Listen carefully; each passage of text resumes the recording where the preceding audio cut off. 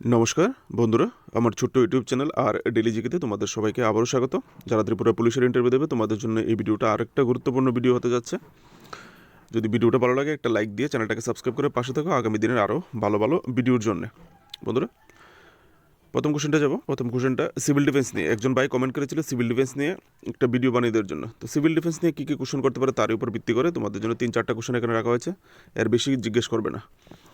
তাহলে civil defence কি এখান থেকে তোমরা পরে নিজেরাও দেখে নিতে পারো। তারপর সিভিল ডিফেন্স কবে গঠন করা হয়, এগুলি অন্যান্য যারা আছো তারাও জেনে নিতে পারো জেনারেল নলেজ হিসেবে, ঠিক আছে। সিভিল ডিফেন্স কি যদি জিজ্ঞেস করতে পারে সিভিল ডিফেন্স কি এরকম, তোমরা কিন্তু তখন বলতে পারবে, অন্যরাও দেখে নিতে পারো। তো এখানে সিভিল ডিফেন্স কবে গঠন করেছিল, 24 অক্টোবর 1941 সালে গঠন করা হয়েছিল। আর এটা সংসদ কর্তৃক, পার্লামেন্ট কর্তৃক 1968 সালে সিভিল ডিফেন্স অ্যাক্ট 27-এর মাধ্যমে এটা আইনে প্রণীত হয়েছিল, ঠিক আছে। এটা কিন্তু একটা গভর্নমেন্ট অর্গানাইজেশন। আর সিভিল ডিফেন্সের যে কর্তব্যগুলি, সিভিল ডিফেন্সের কী কী কর্তব্য এখান থেকে তোমরা নিজেরা ভিডিওটা স্টপ করে দেখে নিতে পারবে, ঠিক আছে। তোমরা এখান থেকে সিভিল ডিফেন্সের কর্তব্যগুলি দেখে নিও। যদি বলে তোমাকে সিভিল ডিফেন্সের 2টি কর্তব্য বলো, আর যারা সিভিল ডিফেন্সের আছো ইন্টারভিউ দেবে তাদেরকে বলছি তোমাদেরকে সিচুয়েশন দিতে পারে যে এই যদি সিচুয়েশনে হয় তুমি অ্যাজ এ সিভিল ডিফেন্স, একজন সিভিল ডিফেন্সের কর্মী হিসাবে তোমার কর্তব্য কী। তো তোমরা যারা যারা ট্রেনিং করেছো বিভিন্ন সময়ে কী কী করেছো না করেছো এগুলি একটু দেখে নেবে, কোন কোন পরিস্থিতিতে তোমাদের কী কী করা দরকার এগুলি মাইন্ডসেট করে রাখবে। তোমাদেরকে এইরকম সিচুয়েশন দিলেও দিতে পারে যে এই সিচুয়েশনে তোমার করণীয় কী। যদি বলে যে তোমাদের সিভিল ডিফেন্সের মন্ত্রীকে, তাহলে বলবে গৃহমন্ত্রী অমিত শাহ। আমি দেখেছি সিভিল ডিফেন্স হোম মিনিস্টারের আন্ডারে থাকে, মিনিস্টার অফ হোম অ্যাফেয়ার্স, ঠিক আছে। আর মিনিস্টার অফ হোম অ্যাফেয়ার্স বর্তমানে শ্রী অমিত শাহ। এসপিওর ফুল ফর্ম কী, যারা জানি আমরা সবাই পুলিশের সঙ্গে একটা ইউনিট কাজ করে, সেটা হচ্ছে এসপিও। এসপিওর খুবই গুরুত্বপূর্ণ ভূমিকা পালন করে পুলিশের সঙ্গে। এসপিওর ফুল ফর্ম কি যদি জিজ্ঞেস করে তাহলে সেটা হচ্ছে স্পেশাল পুলিশ অফিসার। আর এসপিওর কাজ কি যদি জিজ্ঞেস করে তাহলে তারা পুলিশের সঙ্গে বিভিন্ন আইনি কাজে তদন্ত করে থাকে, পুলিশকে সহযোগিতা করে থাকে, ল অ্যান্ড অর্ডার ডিউটিও করে থাকে, তারা পেট্রোলিং ডিউটি করে থাকে, অনেক সবই রকম ডিউটি প্রায় তারা করে থাকে, ঠিক আছে। এখানে খুবই গুরুত্বপূর্ণ পরের কোশ্চেনটা, আইসিসির নতুন চেয়ারম্যানকে এই মাত্র সদ্য হয়েছে কালকে, জয় শাহ, আমাদের ভারতবর্ষের জয় শাহ, সবাই যারা জানেন জয় শাহ হয়েছে আইসিসির নতুন চেয়ারম্যান। আইসিসির ফুল ফর্ম কি, আইসিসির ফুল ফর্ম হচ্ছে ইন্টারন্যাশনাল ক্রিকেট কাউন্সিল, ঠিক আছে। বিসিসিআই এর বর্তমান সভাপতিকে, ইন্ডিয়ার যে বিসিসিআই এর সভাপতি হচ্ছে রজার বিন্নি। আর বিসিসিআই এর ফুল ফর্ম কি, board of control for cricket in India, ঠিক আছে। খুবই ইম্পর্টেন্ট, এগুলি জেনে রাখা ভালো। যারা গ্রাজুয়েট আছো তোমাদেরকে কিন্তু এই ধরনের কোশ্চেন জিজ্ঞেস করতে পারে। রবীন্দ্রনাথ ঠাকুর কবে নোবেল পুরস্কার পেয়েছিলেন? রবীন্দ্রনাথ ঠাকুর 1913 সালে নোবেল পুরস্কার পেয়েছিলেন। আর ওনাকে নোবেল পুরস্কার দেওয়া হয়েছিল গীতাঞ্জলি, ওনার গীতাঞ্জলি কাব্যের জন্য, ঠিক আছে।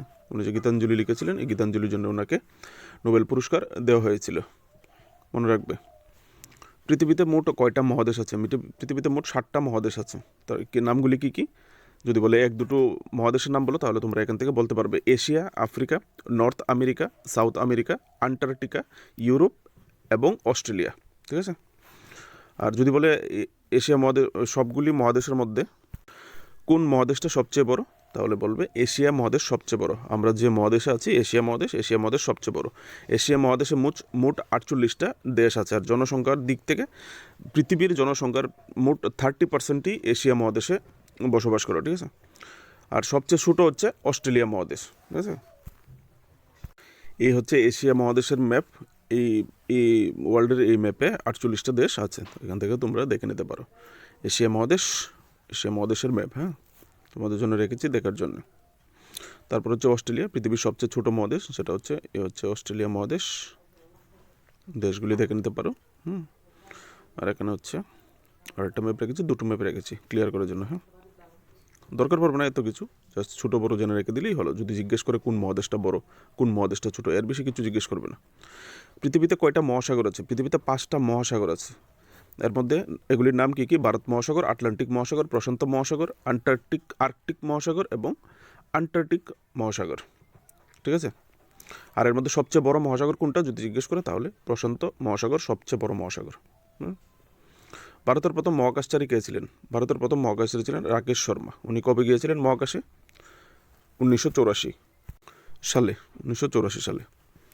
ভারতের প্রথম কৃত্রিম উপগ্রহ যে স্যাটেলাইটের নাম কি, যেটা ভারত প্রথম প্রেরণ করেছিল মহাকাশে, ভারতের প্রথম, সেটার নাম হচ্ছে আর্যভট্ট। ঠিক আছে, আর্যভট্ট ভারতের প্রথম উপগ্রহ, যেটি 19 এপ্রিল 1975 সালে উৎক্ষেপণ করা হয়েছিল। ঠিক আছে, রাশিয়া থেকে, রাশিয়ার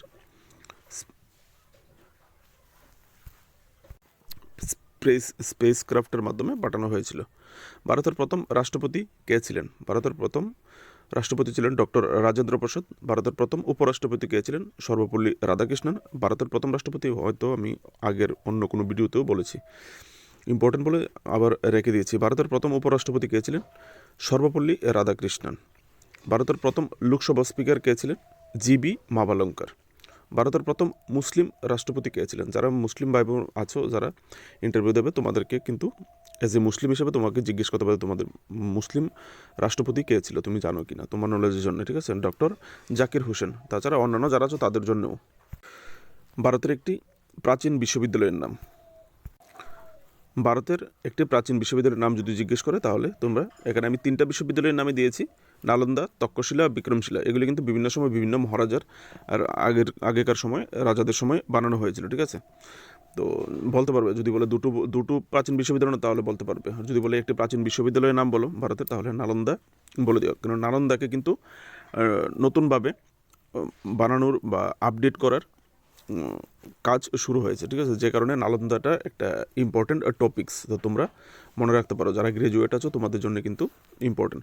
নালন্দা বিশ্ববিদ্যালয় কোথায় অবস্থিত? যদি বলে নালন্দা বিশ্ববিদ্যালয় ভারতবর্ষের কোন রাজ্যে অবস্থিত, সেটা হচ্ছে বিহারে অবস্থিত। ঠিক আছে, আর এখানে কিছু প্লেয়ার্স, যারা বর্তমানে হাইলাইটেড কিছু প্লেয়ার্স আছে, এই রকমের কিন্তু নাম জিজ্ঞেস করা হয়। নাম জিজ্ঞেস করে বলা হয় যে উনি কোন খেলার সঙ্গে যুক্ত, সেই মোতাবেক তোমাদের কিন্তু এগুলি জেনে রাখা দরকার। এখানে দেখেন, Saina Nehwal badminton player, P V Sindhu badminton player, Neeraj Chopra কিন্তু একটা হাইলাইটেড প্লেয়ার, যে কোনো সময় কাউকে জিজ্ঞেস করতে, হয়তো বা কাউকে জিজ্ঞেস করেছেও। ঠিক আছে, জেভলিন থ্রোয়ার আমরা জানি ভারতবর্ষের জন্য অনেক সুনাম অর্জন করেছেন উনি দেশ বিদেশে, তো জেভলিন থ্রোয়ার। তারপর হচ্ছে ডি গোকেশ, অনেকে বলে, যার পুরো নাম হচ্ছে দোমারাজু গোকেশ, চেস প্লেয়ার। বর্তমান সময়ে ভারতবর্ষে চেসে খুব নাম করা প্লেয়ার, খুব নাম করছে দেশে এবং দেশের বাইরেও, যে কারণে একটা হাইলাইটেড প্লেয়ার। কিরণ জেটলি ফুটবলার, একদম ওয়ান অ্যান্ড অনলি ইন্ডিয়ার সেরা, জিজ্ঞেস যদি করে বলতে পারবে। আর মনু ভাকের ইম্পর্টেন্ট কেন? মনু ভাকের প্যারিসে যে কিছুদিন আগে অলিম্পিক খেলা গেল, এই প্যারিস অলিম্পিকে মনু ভাকের প্রথম মহিলা ভারতবর্ষের, যিনি দুটো গোল পেয়েছে, গোল্ড মেডেল পায়নি, দুটো পদক পেয়েছে, ব্রোঞ্জ মেডেল পেয়েছে উনি, দুটো পদক পেয়েছে প্রথম একটা অলিম্পিকে, মানে দুটো মেডেল পেয়েছে এরকম প্রথম মহিলা, যে কারণে মনু ভাকের খুবই ইম্পর্টেন্ট। তিনি হচ্ছে ইন্ডিয়ান স্পোর্টস শুটার। হ্যাঁ, মনু ভাকের যদি জিজ্ঞেস করে। বিনেশ ফোগাত মহিলা রেসলার, তারা কিন্তু হাইলাইটেড প্লেয়ার। তাই তোমার জন্য এখানে রেখে তোমাদের তরফ থেকে যদি পারো আরও কিছু প্লেয়ার্স তোমরা অ্যাড করে রাখতে পারো। আজকের জন্য এইটুকুই। যদি কোশ্চেনগুলি ভালো লাগে থাকে লাইক করে সাবস্ক্রাইব করবে, অবশ্যই পাশে থাকবে। আগামী দিনে আরও ইন্টারভিউ দেবে, আরও পুলিশের চাকরি পরে আরও অন্যান্য চাকরি করবে তোমাদের জন্য, এরকমভাবে নোটস প্রোভাইড করে যাবো তোমাদেরকে। তো সাবস্ক্রাইব করে অবশ্যই পাশে থাকবে। তোমাদের জন্য পরিশ্রম করি, তোমরা যদি একটা ভিডিওটাকে একটা লাইক করো আর চ্যানেলটাকে সাবস্ক্রাইব করো, এটাই আমাদের পাওনা। ঠিক আছে, আগামী দিনে কনস্টিটিউশনে কিছু জিকে নিয়ে আসবো, কনস্টিটিউশন রিলেটেড, আর কিছু ইম্পর্টেন্ট বুকস আছে ফেমাস, এগুলির অথরের নাম আমি তোমাদেরকে আগামী ভিডিওতে দিয়ে দেওয়ার চেষ্টা করবো। কারেন্ট অ্যাফেয়ার্সও আছে, 6-7 দিনের কারেন্ট অ্যাফেয়ার্সও জমা গেছে, চেষ্টা করবো কালকে আনার জন্য। ভালো থাকবে সবাই, সবার জন্য শুভকামনা।